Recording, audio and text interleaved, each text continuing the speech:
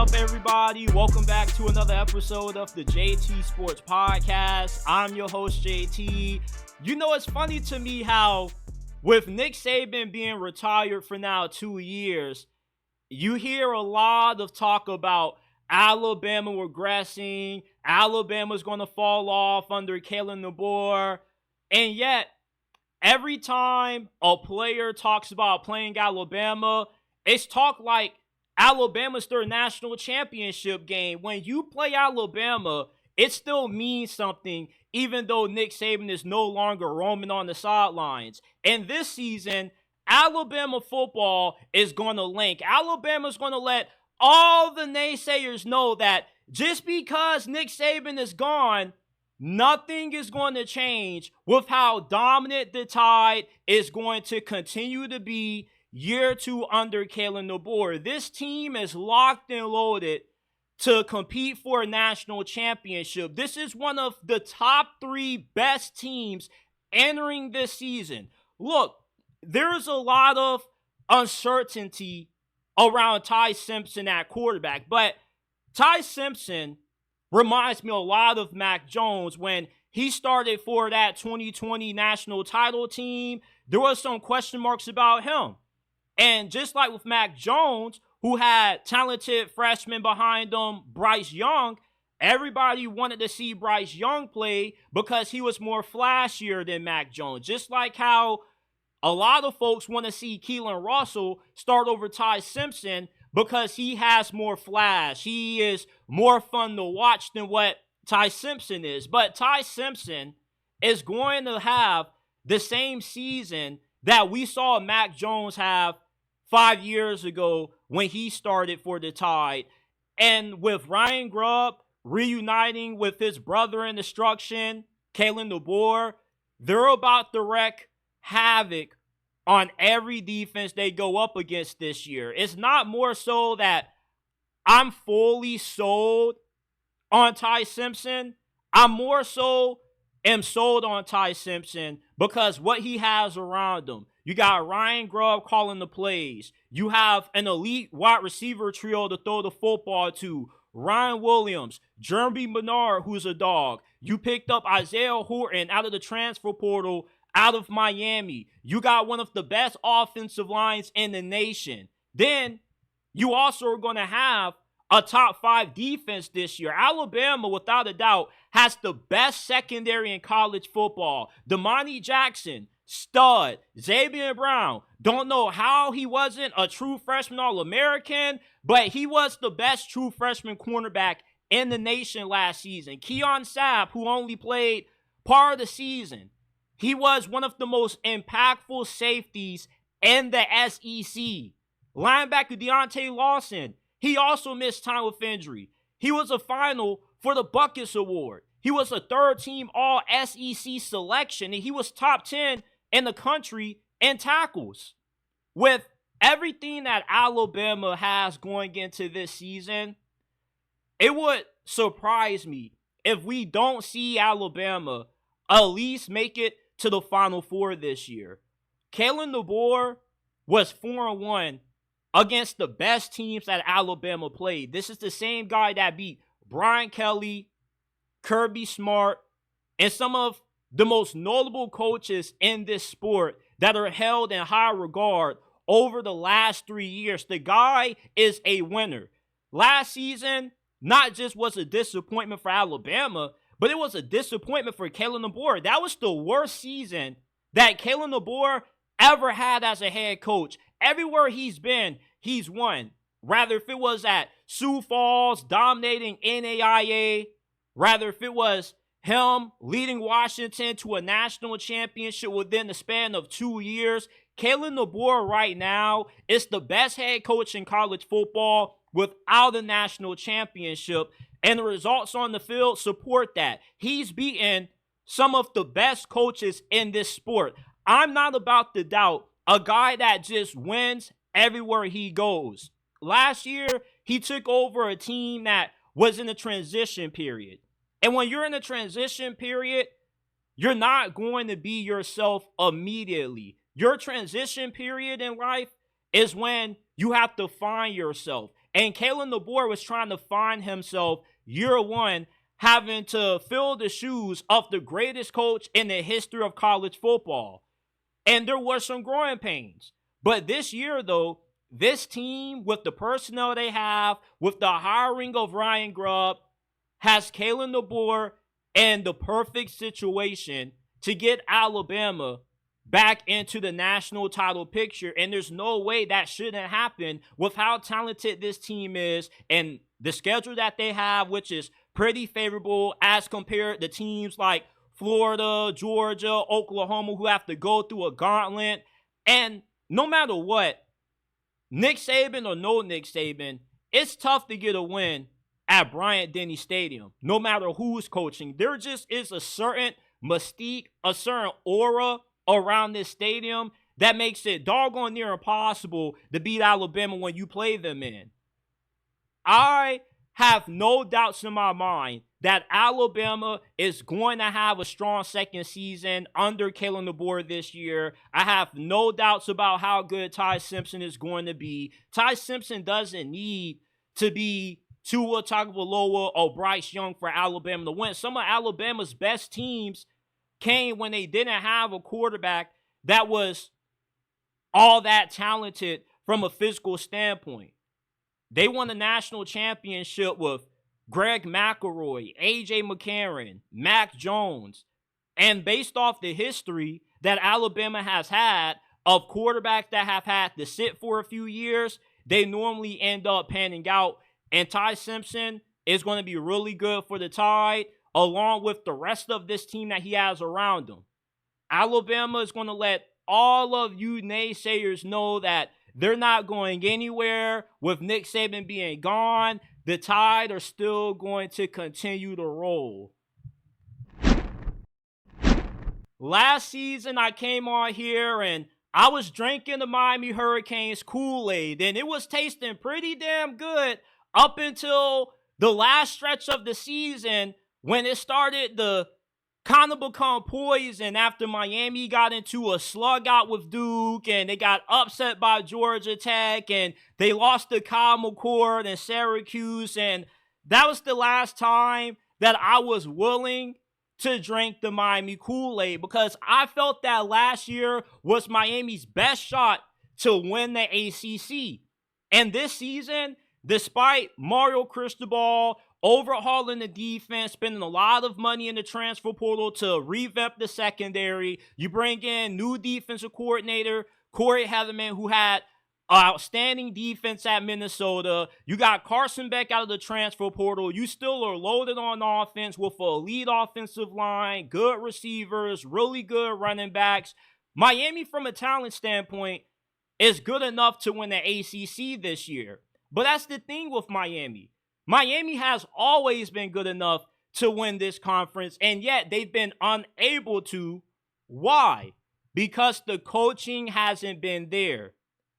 And the big reason why I'm hesitant to drink the Miami Hurricanes Kool-Aid is not because I'm a Mario Cristobal hater like how some of you guys make me out to be, but it's because I'm pessimistic, because I've been in an abusive relationship as a fan of this team, because anytime they have a big season when they win 9-10 games and you start believing that the next step is the ACC championship and possibly making it to the college football playoffs, what do? They always crash back down to earth. It's been like this for over the last 22 years. Miami has not had back-to-back double-digit winning seasons, and I don't see that changing this year under Mario Cristobal. My issue with Mario Cristobal is not that he is unable to recruit. We know that he's one of the best recruiters in college football. We also know that he is willing to make changes. And we also know that Mario Cristobal can get this team up for big games. At Oregon, he beat Ohio State on the road in Columbus. That's something that's doggone near impossible to do for any of the best coaches in college football to pull off. And I can see Miami beating Notre Dame week 1. My issue isn't that I don't trust Miami to win this year. I just don't trust them to win against the teams that they are expected to win against. Miami could easily beat Notre Dame in Florida and then lose to Louisville or SMU or slip up in their last two games against Virginia Tech and Pittsburgh, because that's just what Miami has done over the last 2 decades. And it seems as if no matter who the head coach is, this is just a program that is just stuck at 10 wins. And I would like to believe that 10 wins is not Miami's ceiling. With the amount of money and resources that they have, they should be able to compete with the best of the best every single year. They shouldn't be losing to teams that they're expected to squash. But it's just a curse or some weird voodoo around Miami football that just makes it impossible for them to crack that 10-win ceiling wide open. And if Miami makes it to the ACC championship game, I'll be honest, I'll be shocked. Not because I'll be surprised that the team was talented enough to do so, because as I said earlier, the problem with Miami has never been talent for the last 8 years. Why people always hype up Miami in the offseason is because of the talent, the close proximity they have to blue chip talent. The issue is that the coaching always is a letdown in spots when you don't expect it to. And Mario Cristobal wasted a generational talent in Cam Ward. Carson Beck, I expect him to be good, but he's not going to be as good as what Cam Ward is, because Cam Ward, quite frankly, was the greatest quarterback to ever put on a Hurricanes uniform based off what he did last season. He broke every single season passing record for Miami in just one lone season. He's going to crush it in the NFL. This was a generational talent. Guys like Cam Ward just don't grow on trees. Not just from a performance standpoint, but everything he meant to this program from a leadership and character standpoint as well. And normally when you lose a player of that magnitude, unless the coaching is elite, there does tend to be a drop-off. I don't see Miami completely bottoming out this year, but I can see them winning 9 games this year, which to me would be a relatively disappointing season considering the amount of talent that they have, which has always been the case with Miami. When Mark Richt won 10 games, and at one point Miami was the front runners to make it into the college football playoffs, what happened? They slipped up at the end of the season, they lose to Pitt, and then they get stomped on by Clemson in the ACC title game. And then the year after that, the expectations were high. You thought that would have been a year that Miami could have potentially won this conference for the first time ever and made it to the playoffs. And what happened? They disappointed. Same thing with Al Golden. Before Mark Richt came, Al Golden was the head coach. He won 9 games. You thought that Miami was going to be able to break through, get the double-digit wins, win this conference for a change, and then they came right back down to earth. Same thing with Manny Diaz. It just seems like coaches that take this Miami job have a hard time being able to build off success. I'm not pessimistic about Miami this year because I have this deep-rooted hatred for Mario Cristobal. I'm more so am just a fan that's been here before. And let's not act like none of us other Miami fans haven't been here before. When I was drinking the Kool-Aid last year, a lot of you guys were telling me that you couldn't drink it for the same reasons that I'm giving you right now. And I'm not saying that Miami's going to suck this year. What I am saying is that I'm preparing myself for disappointment. I'm preparing myself for a 9-3 season because that's just what Miami has done. That's what Miami has made me comfortable with. Well, I won't say comfortable because I'm not comfortable with Miami not being able to build off successful double-digit winning seasons, but more so, I've grown to just be used to Miami, giving me one glimpse of hope that this team can finally get back to the level that they were in the early 2000s with Ray Lewis and Sean Taylor and company, but it's just a giant letdown year after year after year, and I'm more so rather have my expectations low and be surprised about Miami than have my expectations high for the Canes and be let down like how I was last season. And that's why I just can't drink the Kool-Aid this year. I just can't accept another letdown season when the expectations were that this was finally going to be the year Miami could win the conference. I'd rather be shocked than disappointed this year when it comes to this team. Clemson, by far, are the biggest winners of this offseason because Dabo Swinney did what none of us thought he had the ability to do, and that was adapt. Dabo Swinney, during the middle 2010s, had Clemson on pace to become the next dynasty of college football. We thought they were going to be the next Alabama when they won their second national championship. And then when Trevor Lawrence departed for the NFL, you started to see a gradual decline. They weren't as dominant as what they were in years past. And then up until last season, you questioned if Clemson would ever be able to compete for a national championship again. Well, Dabo Swinney has put Clemson right back in the mix to win it all, despite playing in a conference that gets no respect at all, because Dabo Swinney finally changed. He finally adapted. He stole Tom Allen from Penn State, who coached up a top 10 defense last year. I was shocked when I saw the news that Tom Allen was leaving Penn State for Clemson, because now Dabo Swinney has assembled the best coordinator duo in college football. Not just does Clemson have arguably one of the best defensive coordinators in the game, but they got Garrett Riley calling the plays. And if you guys aren't familiar with that last name, yes, he is related to Lincoln Riley. He is the younger brother of Lincoln Riley, and that's why his offenses have been really good the last couple of years. That's why Cade Klubnik, all of a sudden against Texas, started looking like a completely different quarterback from what we've seen up until that point in his career. He also was the same guy who had TCU's offense cooking when they had that Cinderella run. They upset Michigan in the first round of the playoffs, and they lost to Georgia in disappointing fashion in the national title game. That was a big get when Dabo Swinney was able to pick up Garrett Riley and lure him from TCU.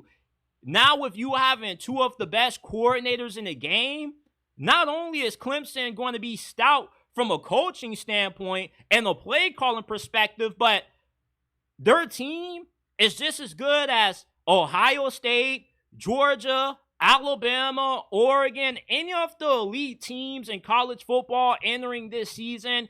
Clemson's talent is on par with them, because not only have they done a great job of recruiting and Dabo Swinney kind of somewhat changing his stance on NIL, because remember at one point Dabo Swinney said, man, we're not about paying players.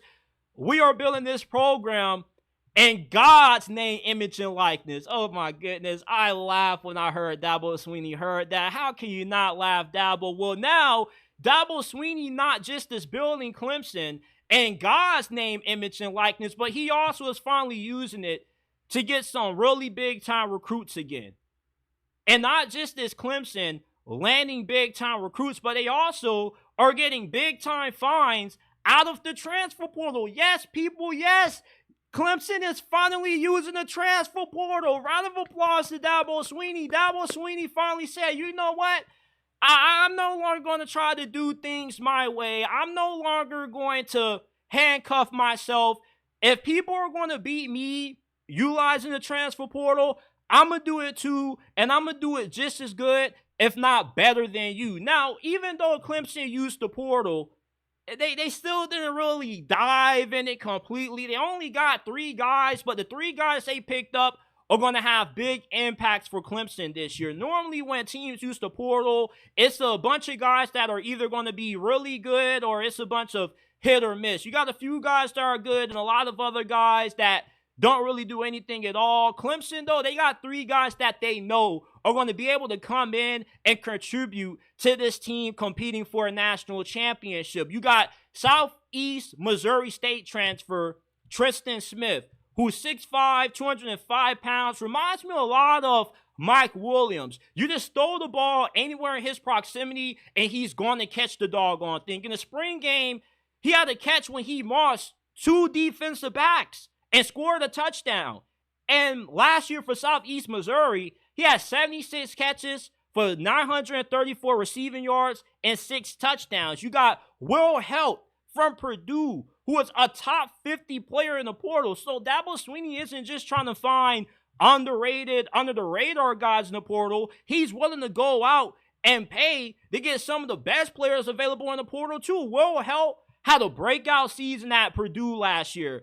Purdue was god-awful. There wasn't really anything that you could look at on that team as a bright spot outside of how good Will Helt was. He had 5 sacks, 10 tackles for loss. He's going to be a monster on the already stout defensive line that has 2 defensive tackles that probably are going to go in the top 10 picks of next year's draft. And then you got linebacker Jeremiah Alexander from Alabama. Now, although he didn't play that much at Alabama over his 3 seasons there, he has the possibility of being not just a good depth piece, but somebody that if he stays a year or 2 could be developed and possibly turn into a starter. He was a Under Armour All-American when he was coming out of the 2022 recruiting cycle. He was the 5th best edge rusher in that class. So the talent's there.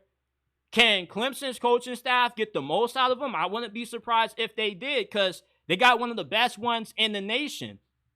All of the changes that nobody expected for Dabo Swinney to make, he all of a sudden did them out of nowhere. And I really wish that I could sit down and have a talk with Dabo Swinney, because I would love to ask him, Dabo, what all of a sudden made you start changing?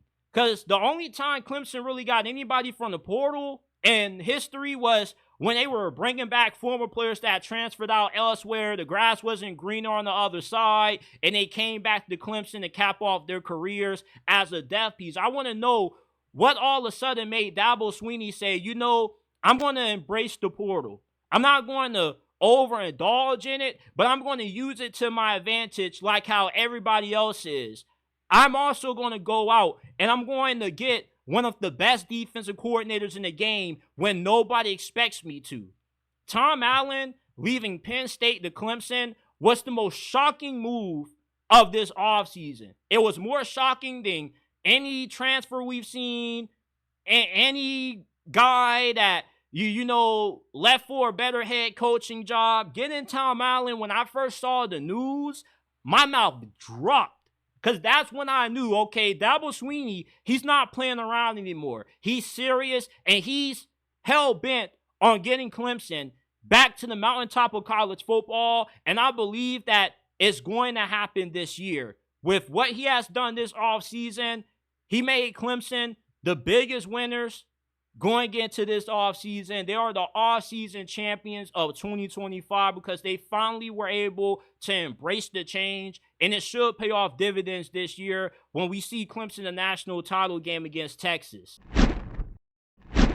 3 years ago, when Deion Sanders became the head coach of Colorado, my expectations was that not only was Deion Sanders going to dominate on the field, but he was going to dominate in recruiting. Because now you go from Jackson State to Colorado, where you get way more resources, way more money to spend in the transfer portal and recruiting. I thought that Colorado was going to become an elite power in the recruiting world with Deion Sanders being the head coach, because it's Deion Sanders. He's the most recognizable head coach in all the sports because he's one of the most famous athletes ever. He's the only coach that can walk into the living room of any high school player in America and be recognized by everybody in that household. Your grandma, your auntie, your grandpa, your great-great-grandpa knows who Deion Sanders is. And with Deion Sanders' star power, I thought that Colorado's recruiting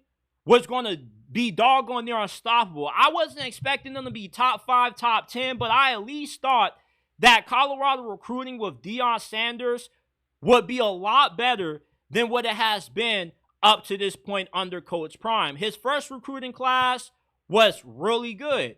It was ranked 30, and he brought in guys like Hermione McLean, Dylan Edwards.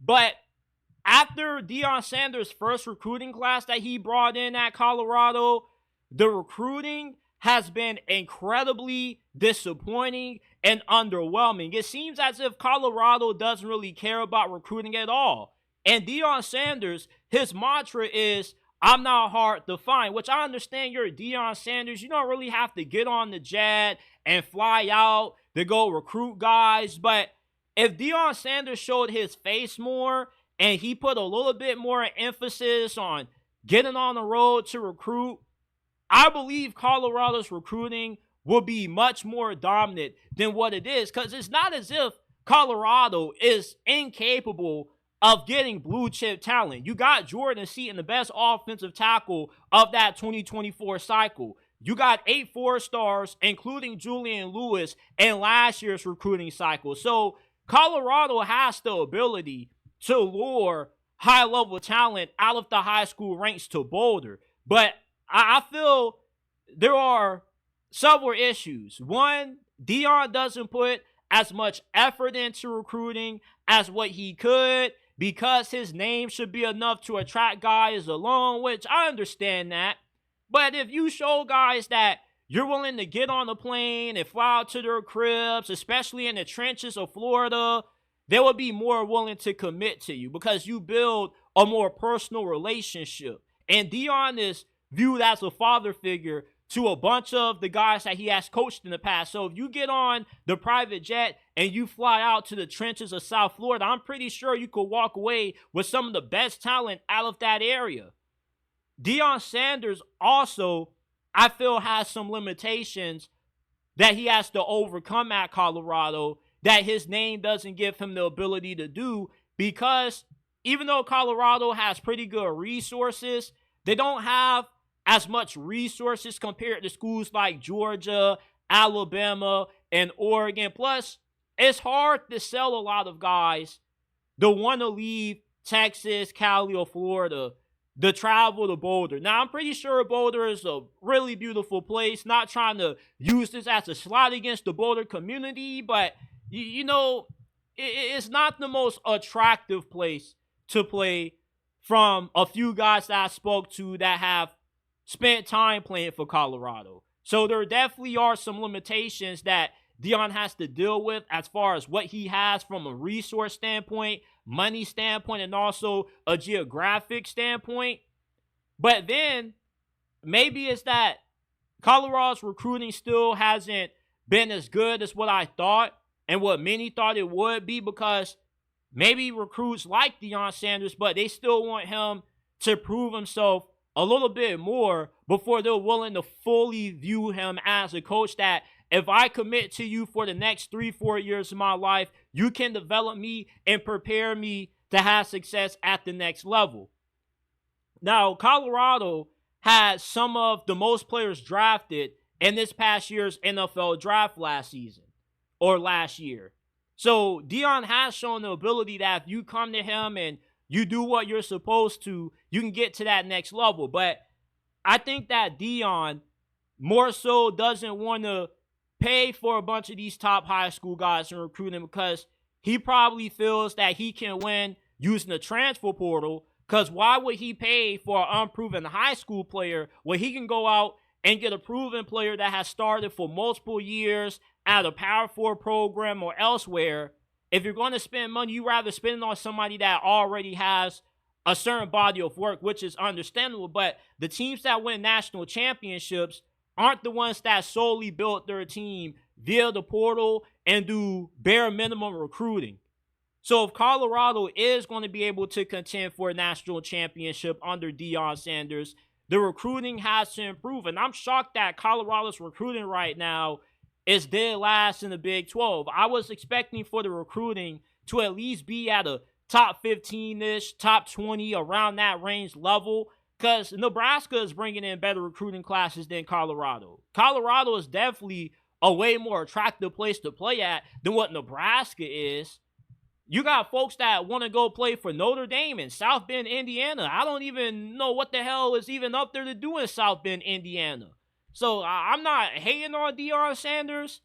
I more so am surprised that the recruiting has been as underwhelming as what it's been, because my expectations were sky high for Deion Sanders when it came to his recruiting ability at Colorado. And that's why I'm just so shocked. And I want to know you guys' thoughts on how Colorado's recruiting has been under Deion Sanders. Why do you guys feel that the recruiting isn't as good as what it was expected to be when he took this job, considering his name and the star power that he has? Texas is the only team in college football this year that has no weakness. This is a perfect team. They have no holes. They have no flaws at all. From top to bottom, Texas is stout everywhere at every position. You got the golden boy taking over at quarterback and Arch Manning. And in spite of him not really receiving a bunch of action last year, when he was on the field, he was really impressive. He was second in college football in yards per pass. This guy is a really good deep ball thrower with really good accuracy, and he's a surprisingly good athlete. Despite his last name, which, Peyton Manning, Eli Manning weren't really the most mobile guys in the world, Arch Manning is a completely different quarterback from what those guys are. He has a little bit of Josh Allen in his game, and he came in as a wildcat quarterback in a lot of situations for Texas last year. I was like, you got Arch Manning, the nephew of Eli and Peyton, in on design quarterback runs. Arch Manning, I don't question if he's going to be the real deal. What I question is, what's the ceiling for Arch Manning? Just how good is this young cat going to be? Is he going to live up to the glaze that Paul Feinbaum was giving him a few days ago when he said that Arch Manning is going to be the greatest college football quarterback since Tim Tebow broke onto the scene in 2006? Time will tell, but all of the talent and the physical ability is there for Arch Manning to be an all-time great at Texas. And some may argue that if he would have started in favor of Quinn Ewers during Texas' playoff run, maybe they would have won the national championship. But not only does Texas have Arch Manning, but the wide receivers that he's throwing to, look, they are 5'6" deep at this position. They're like a football factory. You lose Isaiah Bond, you lose Matthew Golden to the NFL, and you just reload. You're like a football factory. You're just a conveyor belt when it comes to talent. You lose talented guys to the NFL, and you replace them with just as talented guys like Ryan Wingo, DeAndre Moore, who led the team in touchdowns last year. Ryan Ringo was one of the best true freshman wideouts in the nation last year. Then you got two other really good freshman wide receivers that are coming into the program that should be really productive right out the gate, such as Khalid Lockett, who was the second highest rated receiver coming out of the 2025 recruiting cycle. Michael Terry, he's a hybrid player. He can play both running back and receiver, but he's expected to be used majorly in the receiver role, and he was a top 100 recruit. And the reason why Michael Terry is mainly going to be playing wide receiver, despite his ability to be a really good running back, is that Texas somehow happens to have the deepest running back room in the country. Remember, before the start of last season, Texas lost two running backs in fall camp to season-ending injury. C.J. Baxter, Christian Clark, all went down back-to-back before the season even started. And the question was, how good was Texas' running game going to be? Well, it didn't really matter because the other dude who came in and replaced of those guys led the team in rushing yards, yards per carry, and he was third in receiving yards, and Quintravion Wiesner. So Quintravion Wiesner comes in the last season, probably like the third or fourth string back. He has a few injuries ahead of him, and all of a sudden he burst onto the scene, and he's one of the best running backs in this conference. That just shows you not only how talented Texas is, but how deep they are. Because they lost two running backs to season-ending injuries in fall camp, and yet the run game, the ability to run the football, was not an issue for this squad. Now, the biggest concern with this offense is going to be the offensive line, because they lose 4 starters to the NFL. It doesn't matter, because they got Kyle Flood as their offensive line coach, who is the best offensive line coach in America. Not only is he really good at recruiting the offensive line, but he's incredible at developing this position. So I'm not worried about Texas offensive line, especially with how much they commit to making sure that they get some of the best offensive linemen available, whether it be in the portal or through the high school ranks. The offensive line should be, once again, a strength for Texas. And just like how their offensive line is good, their defensive line is just as good. Steve Sarkisian, he started building Texas through the trenches, because you're only as good as what you are on the line of scrimmage. As good as what the wide receiver play and the corner play is starting to get, football is still a game that is won and lost in the trenches, and Steve Sarkisian understands that. That's why Texas is probably the only team in the nation that is too deep on the defensive line. A lot of teams' issues is that they don't have enough depth on their defensive line. Texas never has that issue because they put a lot of resources into this. Not only do they have really good starters, but they also have really good backups, and they do a really good job of rotating these guys to make sure that they stay fresh. That's why their pass rush was as good as what it was last year, and why their pass rush is going to continue to be a strength. They have a really good linebacker in Anthony Hill, who was a first-team All-American last year. And then in the secondary, you've been really good in that position area as well these last couple of years. Jahdae Barron had a great season last year. He was a first-round draft pick. Free safety, Michael Taffy, he possibly could be a high draft pick in 2026. He was a second-team All-American selection. So you got a defense that has about 2 or 3 All-American caliber players on it. Texas, whether you hate them or you love them, you got to admit that this team, without a doubt, doesn't really have any flaws at all. The only flaws may be that you question if Steve Sarkisian can win the big game. Texas is my pick to win a national championship this year because they have a bunch of high-end talent, and they also have a bunch of good depth, which is important because nobody goes throughout a season without a few guys getting banged up along the way. Can you be able to have guys that can fill in and give you serviceable play in replace of losing some of your starters for a significant amount of time? Texas has the ability to do that, and that's why they are not just my pick to win it all, but they are pretty much the media's pick to win a national championship as well, because there is no other team entering this season that has a roster as flawlessly constructed as what the Longhorns have entering this upcoming season.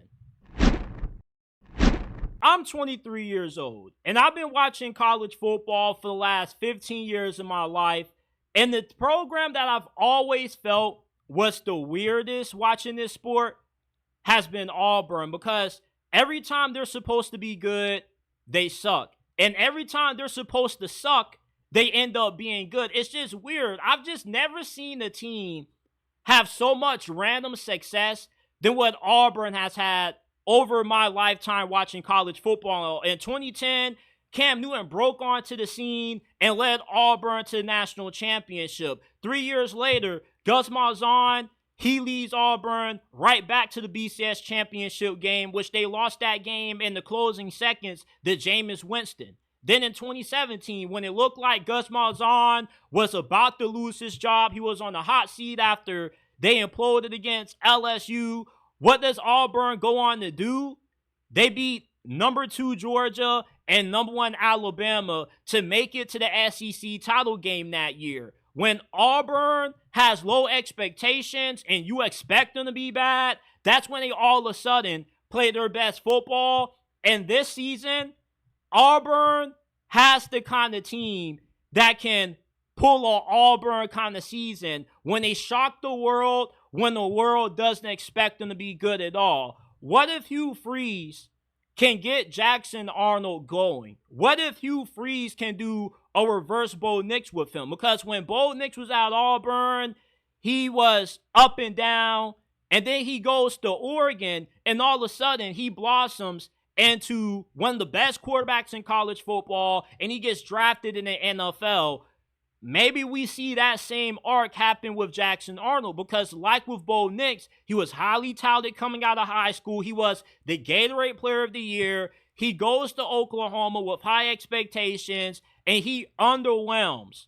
He struggled taking care of the football. He was a spotty passer. But Jackson Arnold, not all of his struggles were solely on him. Oklahoma, they were just a terrible situation to be in. Their receiving core and offensive line was depleted before the season even began. They made a bad offensive coordinator hire.